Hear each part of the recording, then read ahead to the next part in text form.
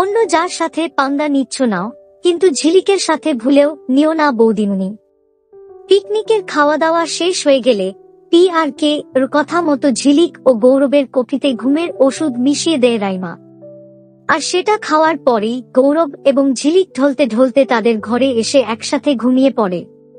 আর সেই সুযোগেই রাইমা PRK দেওয়া কাগজে আঁখি মানে ঝিলিকের আঙ্গুলের ছাপ নিয়ে নেয়।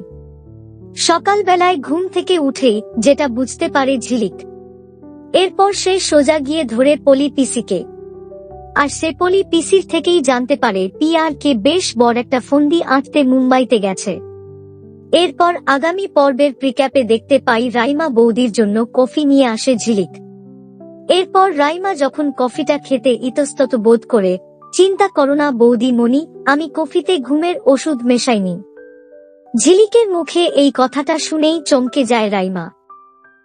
রাইমা ঝিলিকের আঙ্গুলের ছাপ নেওয়ার পর সে তো আরো শিওর হয়ে গেল যে আঁখি এই বাড়ির কাজের লোক নয়, বরং সেই এই বাড়ির মালকিন।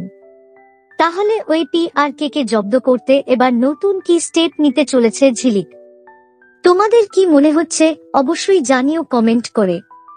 দেখুন 2 শালিক প্রতিদিন সন্ধে 5:30 শুধুমাত্র স্টার জলসায়। এইরকম সমস্ত আপডেট সবার আগে পেতে অবশ্যই আমাদের চ্যানেলটি সাবস্ক্রাইব করে নিও।